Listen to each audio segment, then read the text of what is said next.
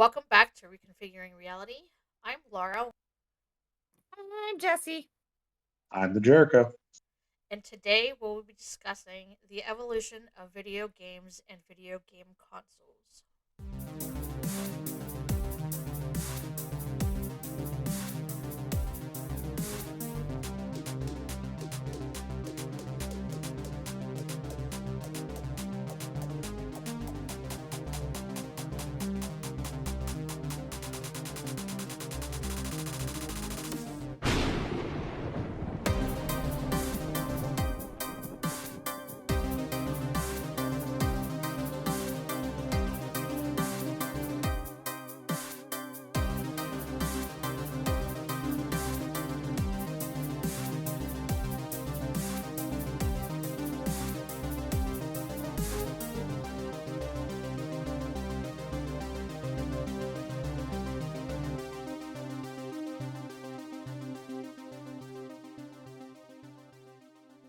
I started doing research for the evolution of video games, and then I read over it and I realized that it was all about the consoles and very little to do with actual video games. So, So I actually, in my little research, have a timeline of video game history. video games or game consoles. It's like the early days, dawn of the home console, the video game crash, the first console war, the rise of 3D gaming, stuff like that. So in 1952, a British professor, A.S. Douglas, created OXO, also known as Noughts and Crosses or a tic tac toe, as part of a doctoral dissertation Uh huh. at the University of Cambridge. And in 1958, William Higginbotham created Tennis for Two on a large analog computer and connected oscilloscope screen for the annual Visitors Day at the Brookhaven National Library in Upton, New York. Lots of big words, yes. So it started in 1952 when they started coming up with video games, which is actually quite cool. I never knew that. I thought It's it was all in the it 80s. seems so long ago, but then it doesn't seem that long ago. You know? If you consider it, it's been 70 some years, 72, because we're in 2024, 1952. It's almost been 100 years. So the game Tennis for Two um, was a display for a company or something like that, and he was just trying to get people to come and look at what he did. I think Jericho and I talked about this as to why he did it. Now, question, in your research, did you come across anything called a PDP-1, a program data processor-1? Maybe, but I didn't write that down. Well, because in 1962, Steve Russell at the Massachusetts, MIT, invented Space War Yeah. with an exclamation, a computer-based space combat video game for the PDP-1. Yeah. So I Then had was a cutting-edge computer. Yeah, so going back to the Tennis for Two, I want to note it says here that the game display was two lines that represented the net and the ground of the court, and a dot that was the ball that bounced back and forth. However, players had to keep their own score as the game was not set up to do so for them. 1967, Computer Space was released. Computer Space was an arcade game that was inspired by Space War. However, the Mm. complexity of the game made it very hard to learn because of the way they had to convert it to the arcade game. So I thought that was pretty cool.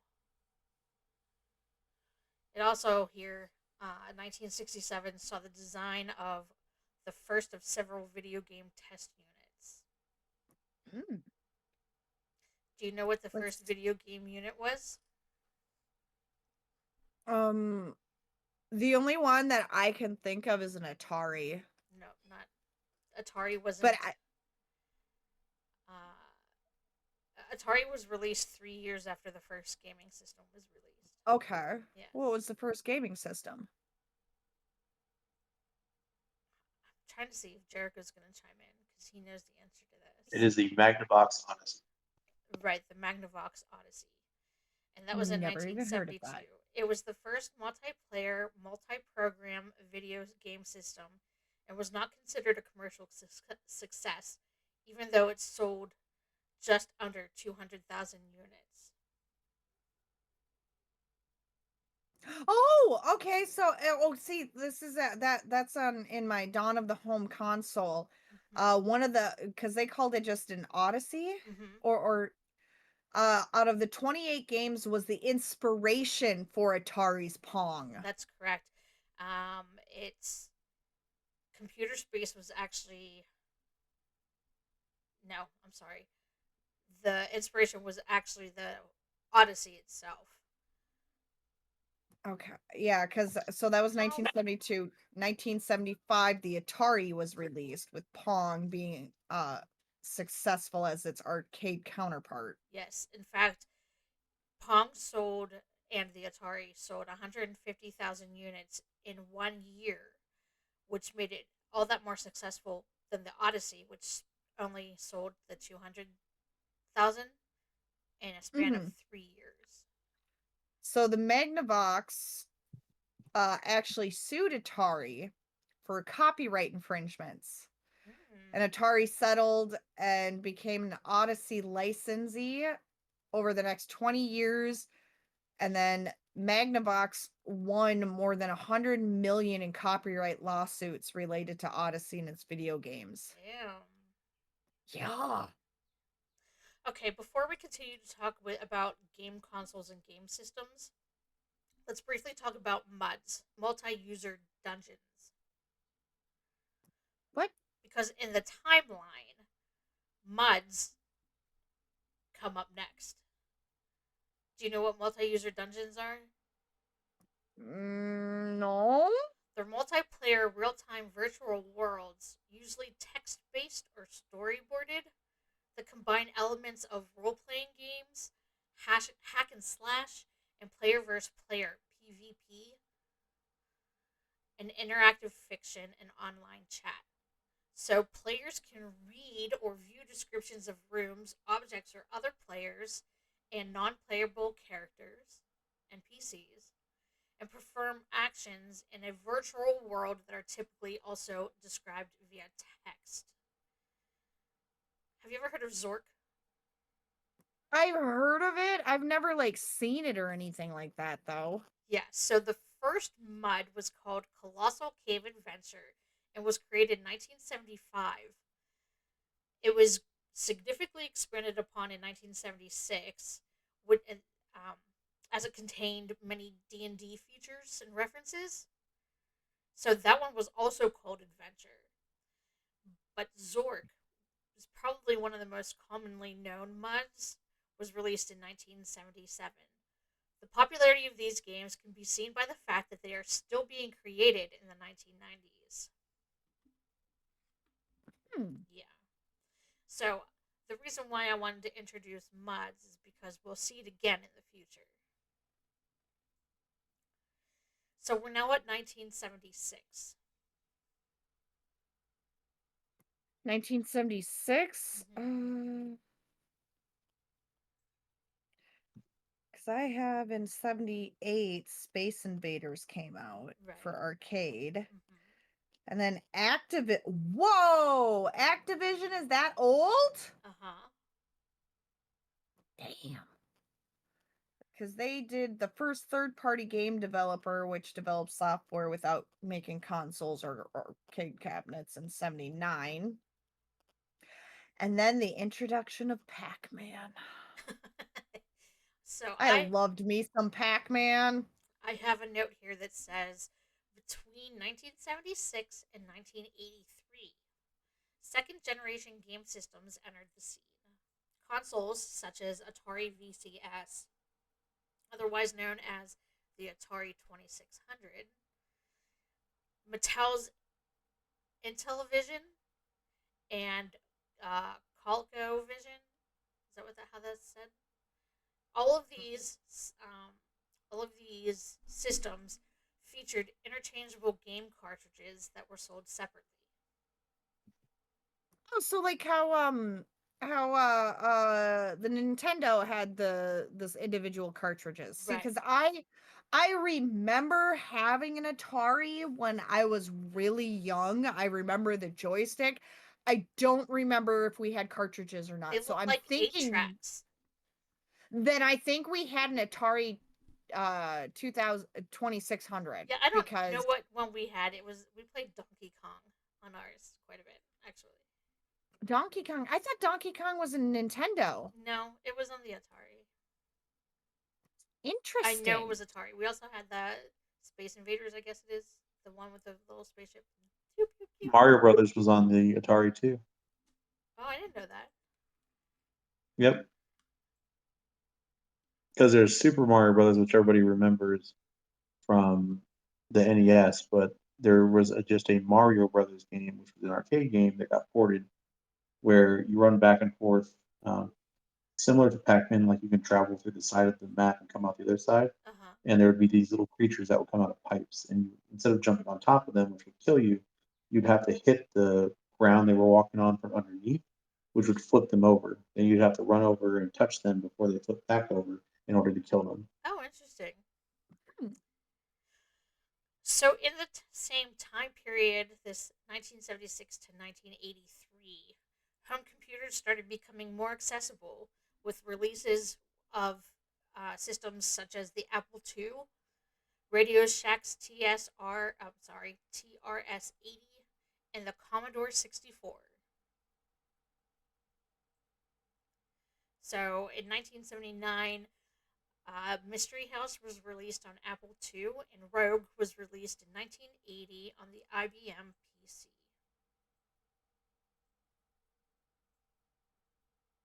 Hmm. And then 1979, the best year of them all, came around. Why is it the best year of Why? them all? It's because that's the year yours truly was born. I was gonna guess that's what you were gonna frickin' say. Also, though, Microvision became the first handheld game console. It used interchangeable game cartridges like the others mentioned earlier. Like the Game Boy, you know how the Game Boy has interchangeable games. So Microvision did the same 79. Great. thing. Okay. In 1981, does anybody know what happened? No. You don't have anything for 1981? No, I have 1983. Okay, well, let me fill you in on 1981 and 1982. In 1981, the IBM personal computer was released, introducing the world to games like the Microsoft Flight Simulator. See, I did it so in mine, because like all of mine came from history.com. It doesn't give me the year, it just says from the late 70s and early 80s. So to me that could have been 80, 81, 82, Mm-hmm. 83. I'm sure you and I got information off the same website because you know how I love my history.com, right? Oh yeah, same. The Commodore 64 was released in 1982 and is said to be one of the best selling personal computers of all time. So in 83 was the collapse of the video Dun games. dun dun! Do you know why it Uh, happened? well, there's a lot of different factors, but there's the oversaturation of the market. Mm-hmm. There was the competition for computer gaming, and a lot of really crappy games were released. Like, considered the worst game ever created was the infamous ET game. I don't know anything about the ET game, honestly. I don't either, so I might want to like find a YouTube video and see if someone's played it to see why it's But so bad. ET? ET, like so ET from home. I actually know a great deal about this one. So the ET was actually not the worst. It's voted the worst game ever because at the time, um, it was one of the very rare, and I say very rare, but very rare, memorable movie license games that weren't Mm-hmm. just trashware like we get a lot of today. And it had such media hype behind it. But the thing is, the game itself really isn't like the worst game. It's just not a very good game. And when you compare it to other games which had months or years of development, they had to cram this game into like a few weeks. And to produce what they did in that short amount of time is actually quite an accomplishment. But it was universally hated because it was very convoluted. It wasn't well like explained on what you had to do. And so a lot of people just were like, this is a dumb game. It's like hide and seek almost, So it was or like scavenger. the old tutorial for Phasmophobia, where it doesn't teach you anything. Kind of. Like, yeah, so the premise of AT was you're AT and you need to find these radio parts to phone home. So you'd walk around all these maps and then you'd have to fall in holes, which at first you think are bad and they seem like a waste of time. And then you realize you have to go into these places to find these parts. And the thing is that when you have these parts, you're constantly being hunted by G-men, basically government. And if they touch you, they take your parts and basically start you over again. So it was very unforgiving if you didn't know what you were doing. But again, it wasn't a very thrilling game to begin with. Um, but there were a lot of Atari games that sucked way worse than ET did. Interesting. Now, One what funny do you, thing that happened was ET was so bad and such a flop to the company, they wanted to erase it. So unlike normal games where they make a bunch of them and they just kind of go in a bargain bin or whatever, they actually gathered up all the supplies and paid a company to bury the games in a desert. really? And there was like a private movies made about this that people put together like a scavenger hunt and figured the clues out in old records, and they actually discovered the landfill where these were buried and they uncovered them, and there was just hundreds and hundreds of copies of this game in their box just It's kind buried of in the dirt. funny. I think that's kind of funny. The famous YouTuber, the Angry Video Game Nerd, did a whole thing about it. I'll have to look that up. So the sale of video game consoles and cartridges took a plunge between 1983 and 1984, where we saw several companies, including Magnavox and Mattel, discontinuing their video game production lines. Other companies like Atari struggled to stay afloat. It seemed that although arcade games were still thriving, the home video game era had ended. Of course, we know this is not true. In Oh no. 1985, the Nintendo Entertainment System, better known as the NES, was released out of Japan, accompanied by the Super Mario Brothers. And Legend of Zelda. And Meteoroid. Right, but the console was actually sold with Super Mario Brothers. Oh, so you actually got a game with the console when That you is bought it. correct. Yes. Mm. It was to entice the American market because it was huge in Japan, but um, they knew that people didn't want to take the risk of buying an expensive console and then a game on top of it. Right. Yeah. So the NES was the first home console, and was developed by Nintendo in 1984. Although Nintendo had been around for much longer than that. In fact, it was a card and novelty producer from 1889 that started Yep. making electronic games in the 1970s. Nintendo is often credited with bringing the gaming era back to life. Yeah, and they imposed regulations on third-party game develops for its system, helping with the low quality software that you would see. So they had it's a I think all of these are still around. Capcom still making games, isn't it? I have no Oh idea what yeah, that is. Capcom still. Yeah, Most of the Capcom, major producers still make Konami, games to this day. of course. Konami doesn't really make games anymore per se. They kind of do a little bit, but Konami basically started making pachinko machines. and not really using their IPs anymore. Well, so in 19 if this doesn't be somewhere between 85 and 89. So it wasn't Square Enix at this time, it was just Square's. So it was Square's Final Fantasy and then Enix's Dragon Quest. And they actually did not merge as one company until 2003, which I thought was weird because I swore cuz Final Fantasy 7, I swore when it was on PlayStation, was that 2000 and like 3?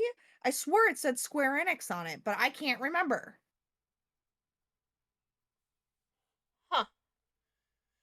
But no, I always thought it was always Square Enix. I didn't know Square Enix was two separate companies until this. I don't even have anything about that in my notes at all. So Oh. that's interesting. And then 89. Oh, but we're still at 1986. Oh, 80. See, you got stuff I don't got. So let me know when we get to 89. In 1986, we saw the release of Habitat on the Commodore 64. Habitat was the first graphic based, massively multiplayer online role playing game, or MMORPG. It was the first MMORPG to be produced and is credited as the forerunner of modern MMORPGs, unlike other online communities of its time. So now we're going to enter 1989. What do you have Comes for 1989? my favorite. Well, out of the Nintendo franchise, The Game Game Boy? Boy. Yeah, The Game Boy. I actually owned the original Game Boy. So did I. Yeah. I still suck at Tetris, though. Really? Oh Yeah. my god. When we get to PlayStation, I got a story for you on Tetris. The Do Game do you have it where it was often bundled with Tetris when you bought a Game Boy? the Game Boy was Nintendo's first handheld game console that combined features from both the Game and Watch handheld and the NES home system. When it was released, it was sold either as a standalone unit or with games such as Super Mario Land or Tetris. See, I never played Super Mario Land.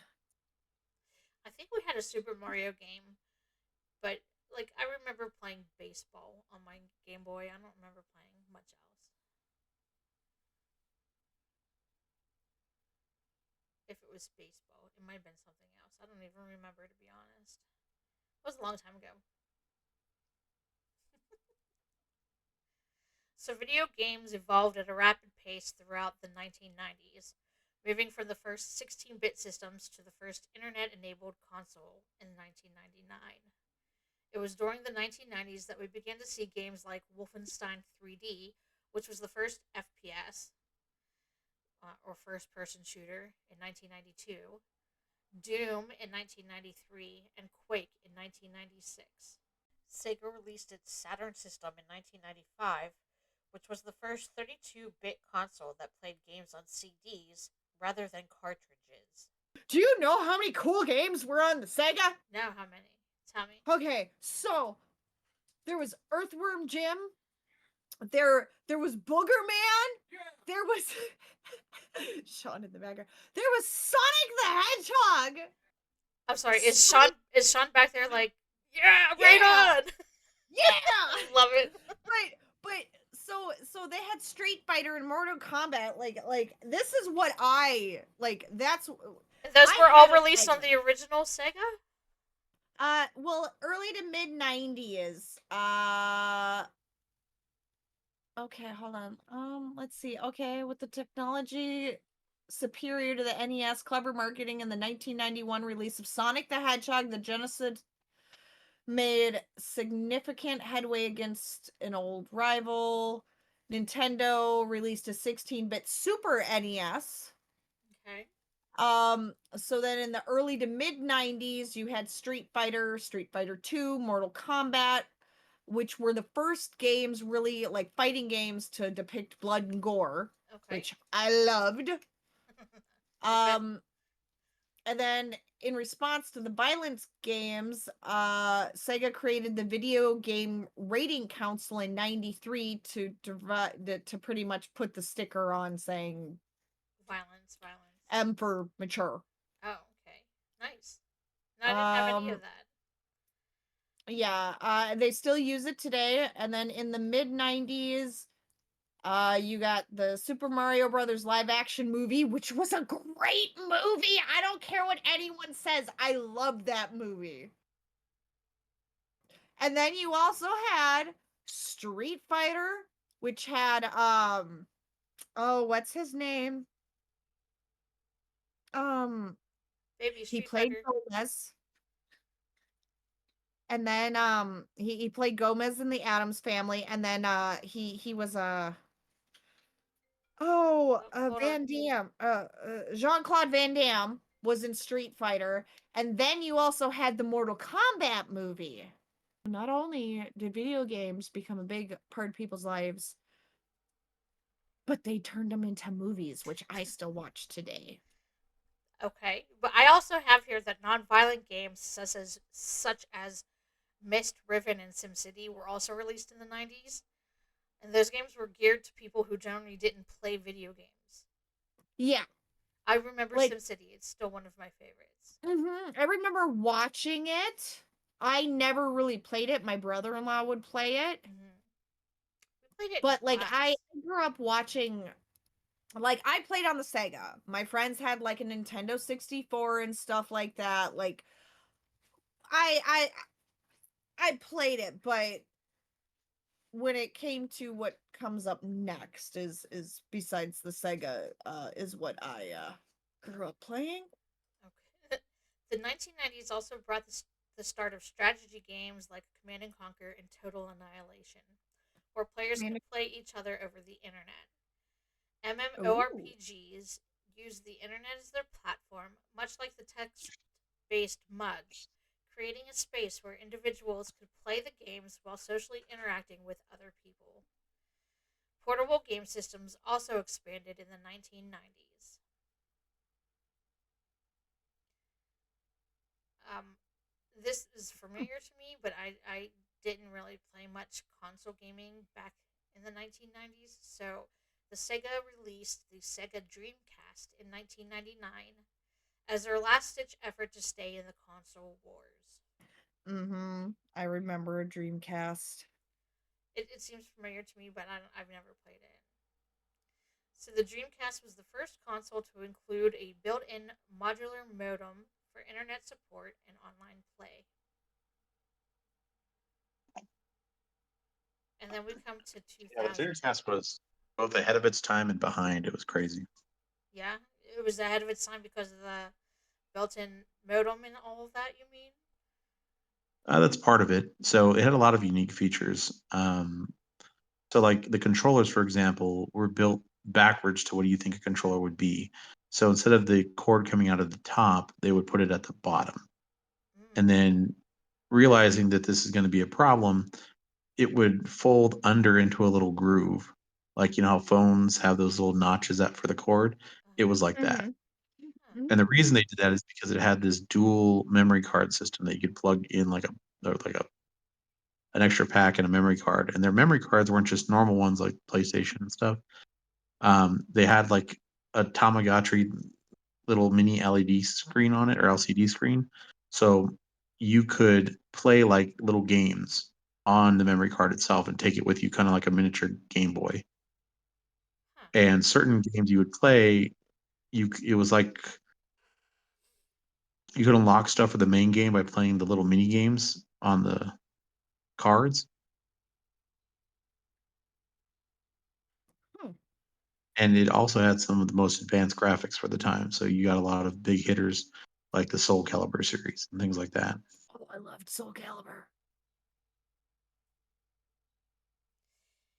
So just 1 year after the Dreamcast was released, the PS2 was released. And what made this stand out among its competitors? Do you know?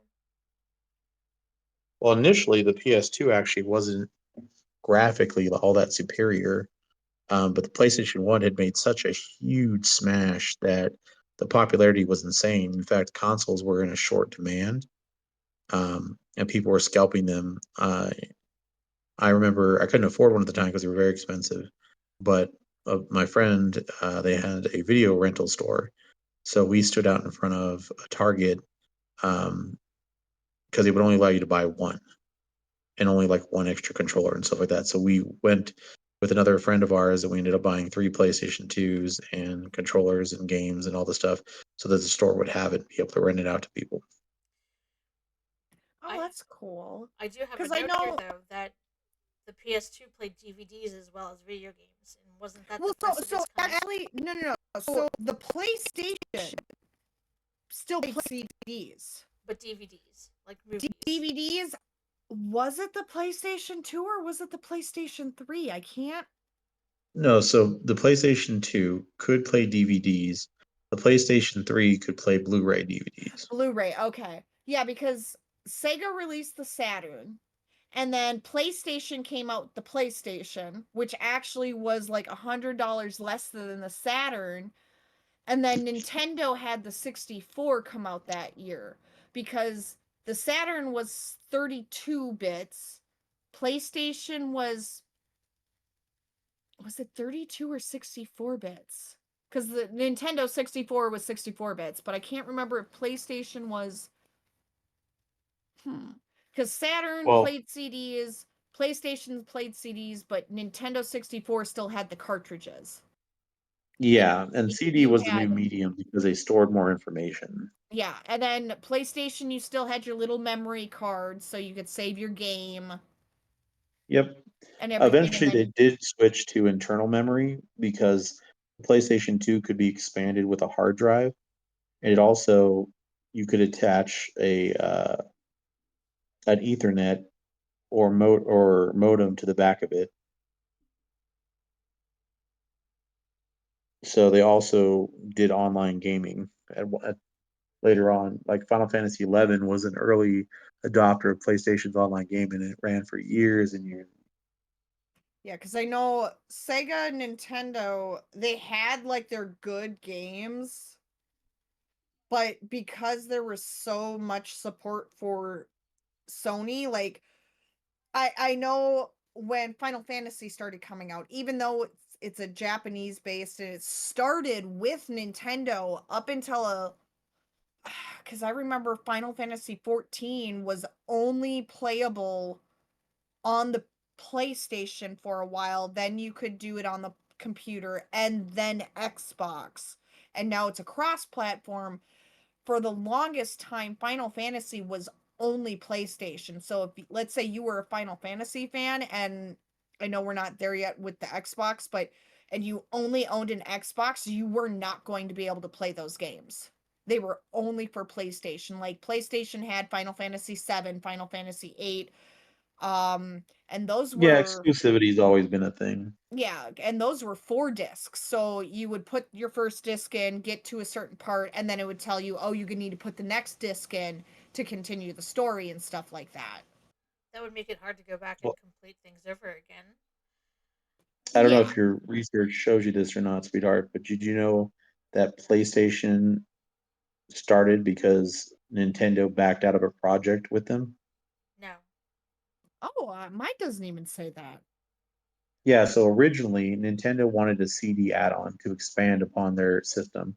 So PlayStation, the company wasn't PlayStation at the time, but Sony was developing because they were the leading producer for like CD-based and DVD-based stuff. They've always been on the forefront of like audio and visual technology. Well, when they were developing it, they developed a CD-ROM add-on that would attach to the Super Nintendo underneath, very similar to what Sega was doing. But Nintendo decided to pull out and go in a different direction with a different maker. But they had done so much work on it that as opposed to just losing that work and the company taking a hit, they decided to develop their own console, which became the PlayStation. Interesting. I did not know that. So, Jess, Yep. Jess, Yes. what two major consoles were released to compete with the PS2 in 2001? GameCube and Xbox. What What game was an exclusive Xbox release at the same time, Mm. 2001? Oh, I don't have this written down. Hold on. Jericho, do you know? Computer. What was the question? What game was an Xbox exclusive release in 2001 with the Xbox?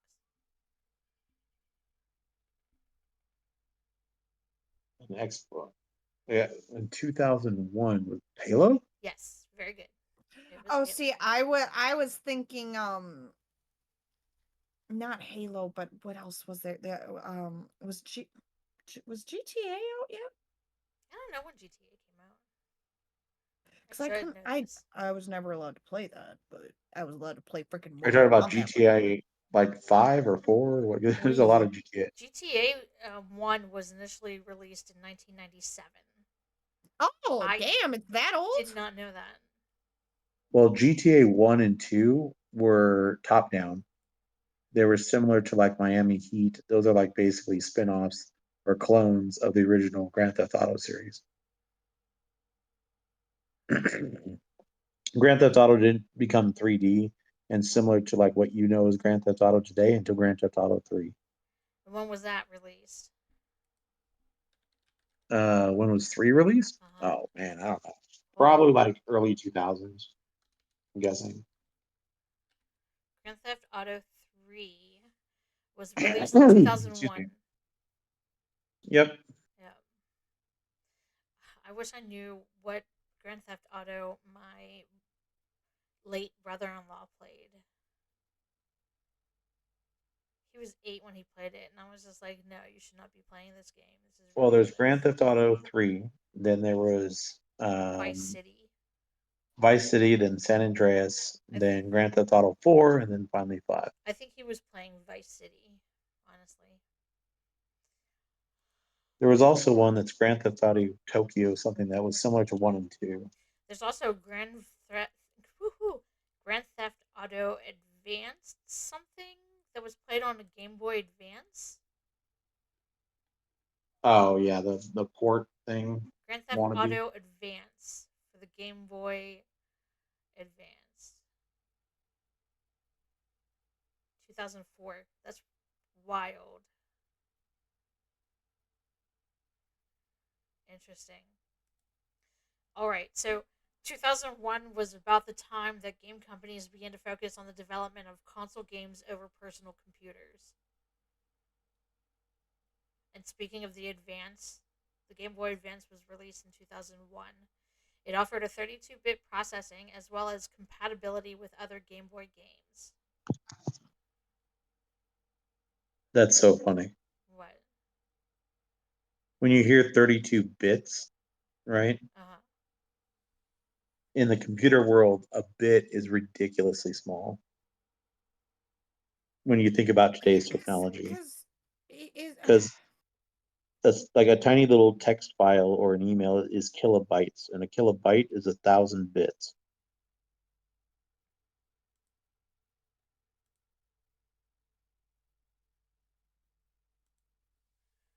Okay. Do you have anything from between 2001 and 2004? Wait, I have that wrong. Hold on. 2001 and 2004. Everything I have. I mean, so it was like the PlayStation 2 and the Dreamcast was Sega's version, and then there was the Xbox and the GameCube. But next I have is 2005 and 6. Okay, 2004 was the Nintendo DS. Oh yeah, that was sorry, that's up in with the Game Boy. Because Right. Game Boy Color was like 97, 98, and then there was the DS and then the 3DS or something like that. Right, yeah. So, but that's further down. I mean, Yeah, that's that'll be later. yeah. So, Nintendo DS was released in 2004 and had 2 screens as well as Wi-Fi capabilities for online gaming. And now I do have that one of the PSPs also was released with Wi-Fi in 2005, but I don't know what one it was.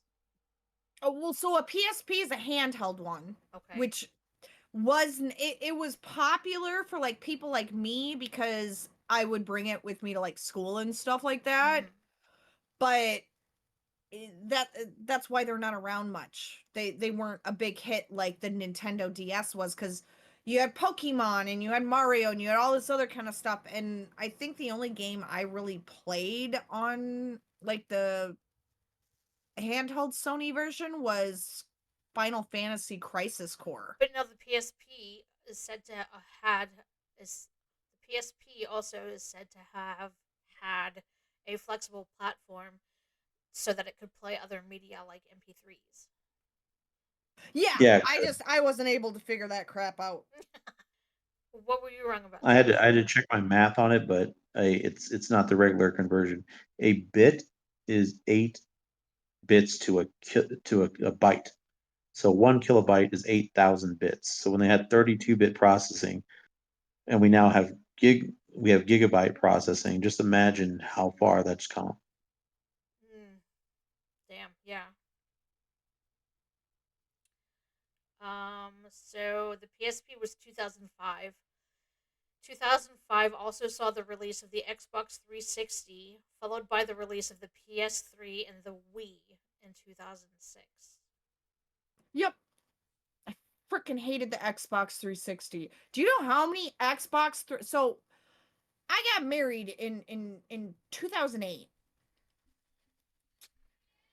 We went through so many Xbox 360s because of this stupid, what people called the red ring of death.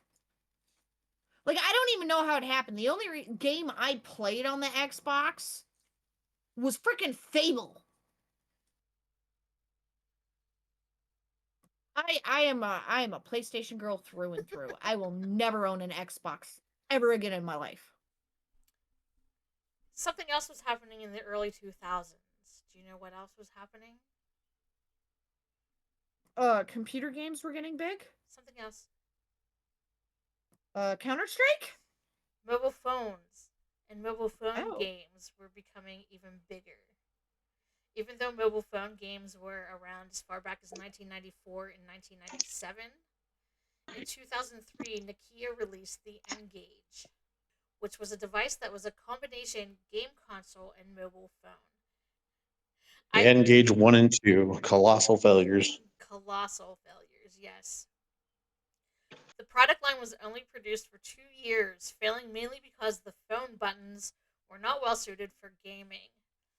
In 2007, Apple released its touchscreen iPhone, which enhanced the popularity of mobile games as well as mobile phones. Now, I think we all know what happened since then, right? With these mobile games everywhere. Oh my god, I don't even want to discuss mobile games and how addicting they can be and crap like that. I play Gin Rummy like every day on my phone. Okay, so since we're on the topic of mobile games. Yeah. So at the start of the pandemic, I found a mobile game. Uh-huh. And it was one of those pay to win pretty much. So you create a Mm. character, yada yada yada. Yeah, I spent an excruciatingly painful amount of money on this game. Okay.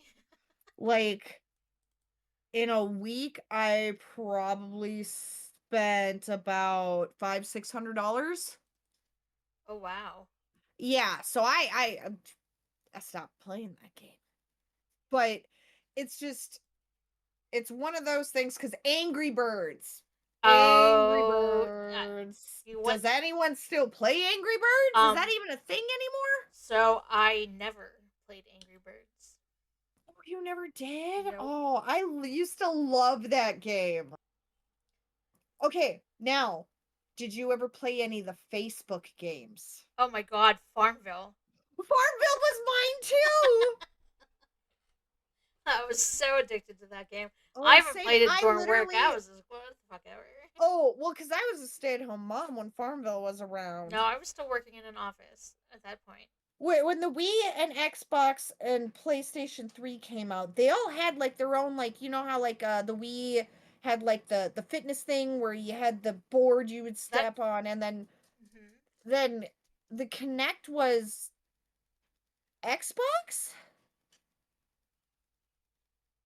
and Uh, then because it says, yeah, let's see, the Xbox similar graphic compatibility, or yeah, launched an online game ecosystem and one, yeah, okay.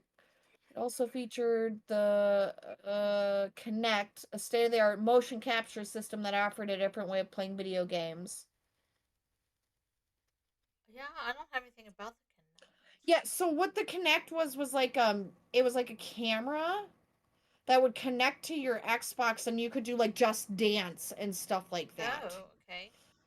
And then I know like the Wii came out with like the Wii board where you could do like workouts and stuff I like had that. one So of they were, those. Hmm. yeah, they were trying to do, but I think the PlayStation had one. I just can't remember what it was called. Yeah, I don't know. It was Yeah. a place I. I'm sorry, what? It was like the PlayStation Eye toy. Something like that. I never got one. I never got into It that. was basically just a generic little webcam that you could play movement games with. And then there was Guitar Hero. Okay, okay. I fucking I loved I Guitar miss Hero. Guitar Hero, and I want to set up a Wii and get a good guitar and just to play Guitar Hero, because I would be rocking that Oh. shit. I remember playing So, Nirvana's Man in a Box. Not Man in a Box. That's not right. It was Nirvana's Heart Shape Box? Heart Shaped Box. Yes, I would play that So, on Guitar Hero. this goes back to the PlayStation because I totally spaced. But so my grandpa used to come to dinner every Friday night. He literally lived 2 blocks away. So every Friday night he would come. Well, we got the PlayStation and they had Tetris for the PlayStation. There were so many Saturday mornings I would wake up and they were like still up playing Tetris. Like, That's I would cute. wake up at 7, 8 o'clock in the morning and they're sitting there drinking their coffee, having their cigarette, playing freaking Tetris, trying to beat the damn game.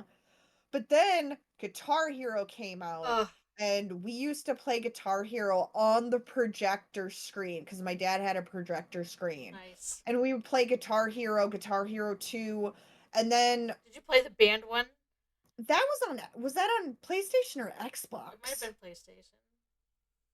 I can't remember, but yes, I didn't play that actually until after I got married and moved to Texas. Uh, But I loved playing the drums. I hated doing the singing, but I loved playing the drums. PC gaming also started to grow in the early 2000s, with spectacular developments being seen in the hardware market, not to mention other gaming developments like Steam. Do you know when Steam came out? No, because I don't even remember when I joined Steam. Steam was developed in 2003. And Steam, I believe, Jericho, you said Steam was just like a, So yeah, Steam as we know it today was not how it started. Steam originally was a client launcher for Half-Life mods. So you could launch things like Counter-Strike and Insurgent and a bunch of other stuff. so it wasn't like a big game library like you see it today. No, no, no, no. In 2011, Nintendo released the 3DS, which allowed players to see in 3D without the need for special glasses. Okay. And then what happened in 2012? Um, let's see. The eighth generation of video games began with the release of Nintendo Wii U, PlayStation 4, Xbox One. Wii U was a commercial Oh, but you're failure. forgetting something, though. What? The Oculus Rift. What the hell is that? I don't have that anywhere in my stuff. The Oculus Rift emerged in 2012 as the first potential consumer grade VR device. Because there's a part of gaming that we haven't touched on yet, right? Virtual Uh, uh, reality. uh Did you know that the virtual reality games, like there was a short-lived craze in the 1990s? Did you know There that VR was? went back as far as 1990s? I didn't not know. Yeah. Due to the price and limited graphics on the devices geared towards home gaming, they didn't get very far. Okay. Sega attempted to create a VR headset which never progressed past the prototype stage, and Nintendo released the Virtual Boy, which only lasted for 4 years.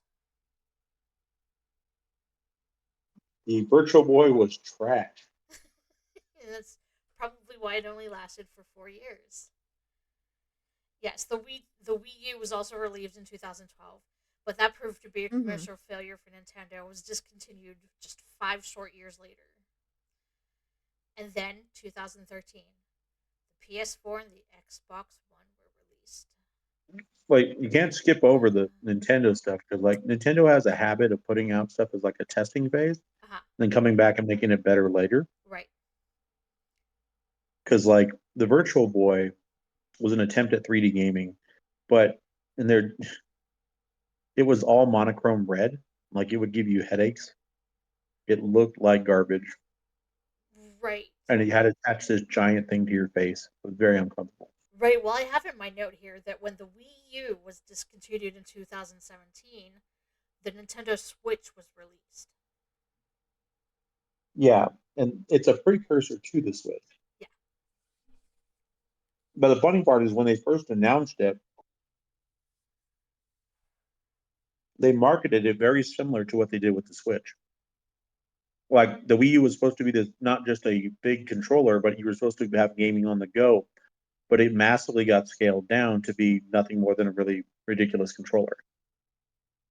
But they did have a lot of innovative stuff that went on to do well on like tablets and things and became good for VR games. Like they had interactive things because it had a camera on it.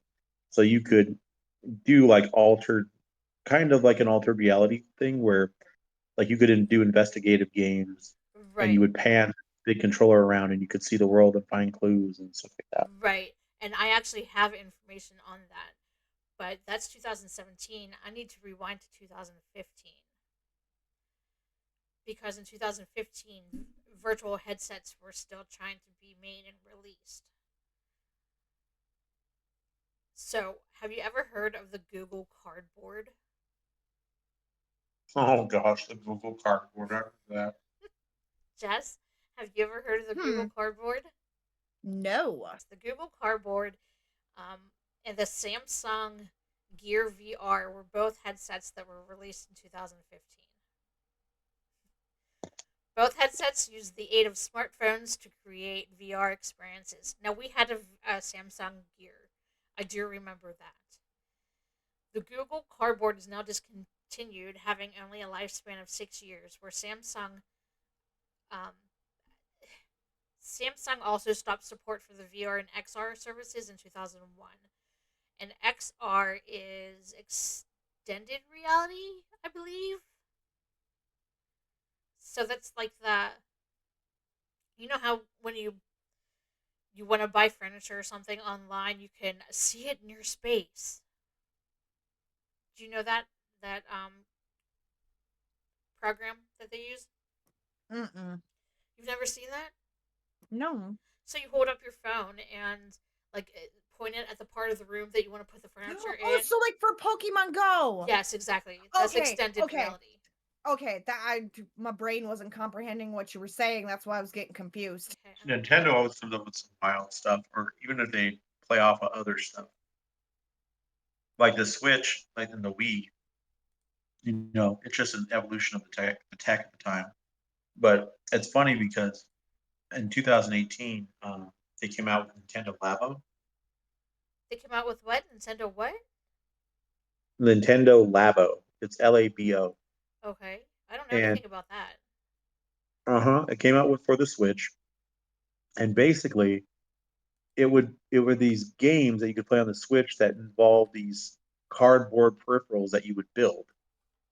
It would come in a little kit, and you would build like a fishing rod or like a steering wheel or a bunch of stuff.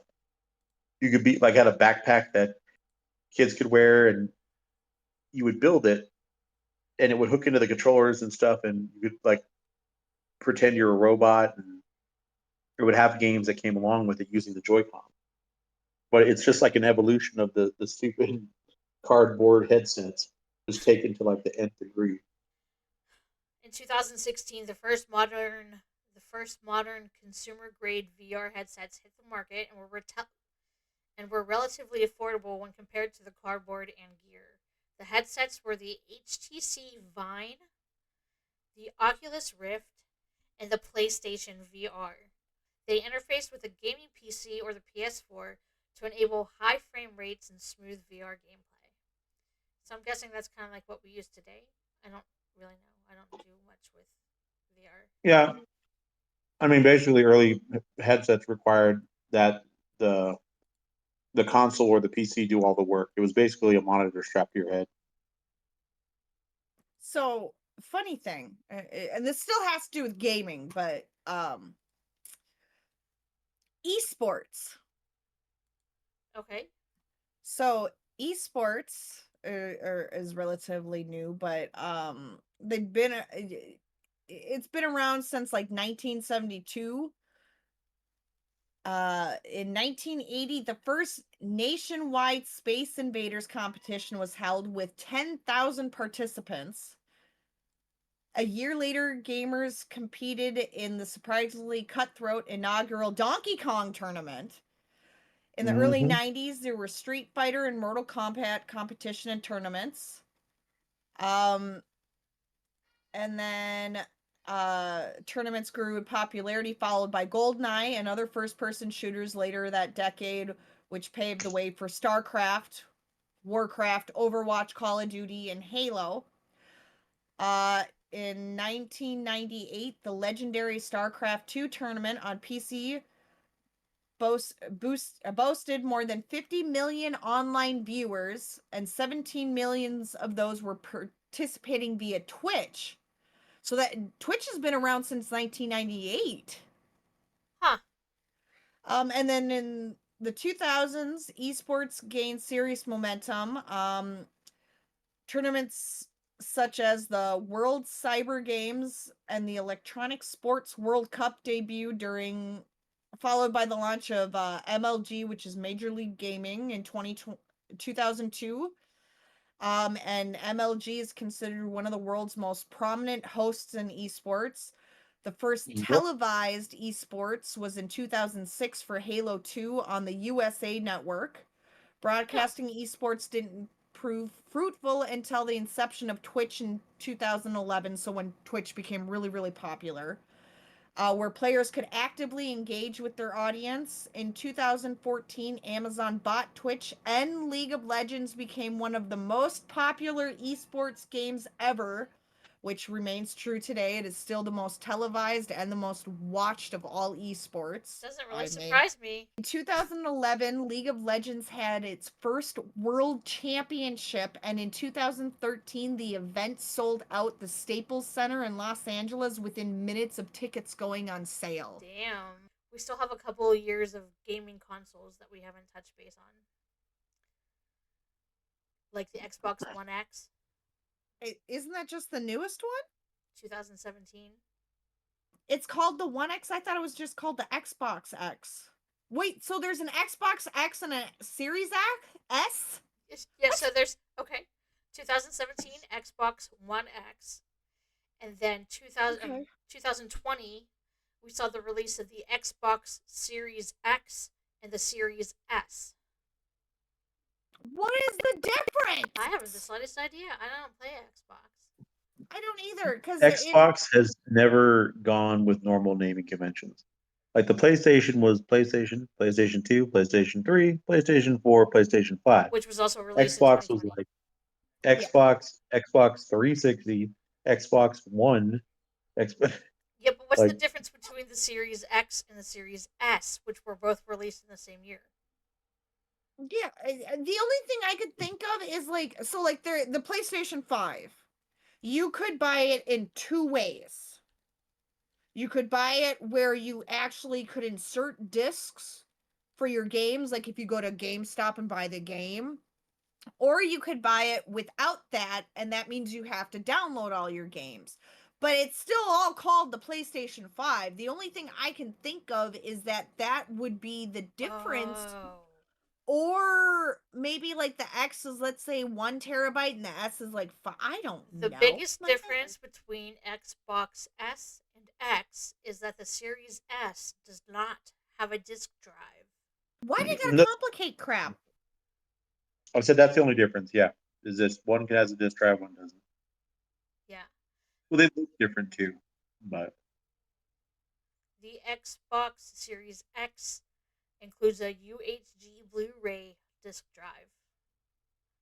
when you look at the Xbox Series X, it looks like a big rectangle, like like it's this long package. It almost looks like a shoebox, but stood up to stand up tall. Right. And if you cut it in half, that's what the Xbox Series X looks like, except it has this weird circular vent It thing on looks the like a side that speaker. looks like, yeah, like a big speaker. Also in 2020, there's now a wide variety of VR devices with lower prices for accessibility. But it's said that the best selling headset as of May 2022 was the Meta's Oculus Quest 2. And that's the last thing I have on consoles. Well, I know that Sony and Microsoft are focusing a little bit more on reality gaming now, like VR. Uh-huh. But that's the last I have on anything for the consoles and stuff. Now, do you guys own any consoles? Yeah, I got tons of them. No, but do you play them regularly? The only one that I No, own that I play regularly is my Nintendo Switch Lite. No, do you prefer, so but you guys prefer PC Yes, gaming over console. Why is that though? because that's what I learned on, and I'm not good at controllers. Okay. well, for me, I switched to PC gaming for two main reasons. Number one, I had a divided friend base. Some were Xbox guys, some were, you know, Makes PlayStation sense. guys, Mm-hmm. and eventually they became so expensive that we couldn't keep buying all the consoles. So we had to pick a side. But then because again, cost driven, computers started to become more affordable. So I got my friends into PC gaming. We've all been into PC gaming for a long time, but we just couldn't afford to keep up with the huge demand on things. But once you started seeing more things like Steam and other companies expanding into CD key registrations and things like that, it became much, much cheaper to game. Because even if you did buy the latest game at whatever price, a lot of times it would come on a PC like $10 cheaper, or even more than that because it was all digital. Right. Mm-hmm. So when you had a physical form of media, you have to pay for manufacturer, you have to pay for shipping, you have to pay for all that stuff. But with the digital stuff, you just can make infinite copies for next to nothing. Well, As it's not even just that. They like, look at Steam. They go on sale, or you have like, what is it? G G2A, what?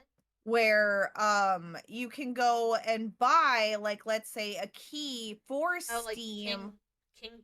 Quinn or whatever it is. Yeah, Yeah, or yeah. Green Man Gaming, stuff like that. Well, because I grew up with the PlayStation and everything. Um, but I actually, so funny thing is I had my laptop when my ex-husband first deployed, his very first deployment.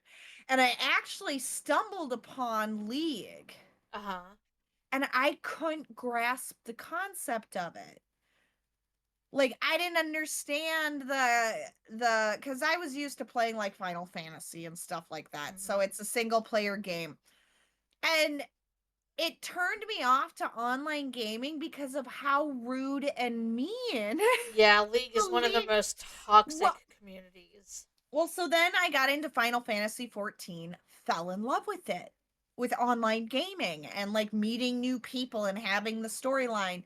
And then a couple of the other people that we met introduced us to League, and they took the time to, it would be a group of us four, so it was me, my ex-husband, and the two friends, so we only had the one random, so they were able to teach us.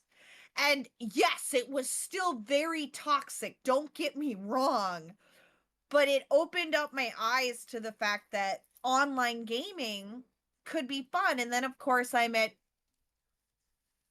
who introduced us, and we became friends, and I met him, and then I met a whole bunch of other people, and then it's just, a lot of people don't understand online gaming anymore, Right. So, because like it's just, it's not just us sitting in our basements like being antisocial, as I'm sitting in my fucking basement yeah, right but now. we have an online community, Yeah, especially and with the GTA RP server. Is there a game that if you could continue to go back to, no matter what time of it came out or anything, what is your Final Fantasy 14. was that like one of the nostalgic games that you get? Final Fantasy will always have a special place in my heart because of the fact that growing up, I watched my brother play 7 and 8, Oh, and I loved the storyline. 8 is my favorite Final Fantasy of all time. but that's going to be it for today's podcast. Thank you everybody for joining us. Don't forget to like, follow, subscribe, leave comments. Join the Discord, give us ideas, all that fun stuff. And yeah, we'll see you in the next one, I guess. Goodbye. Bye. Yeah.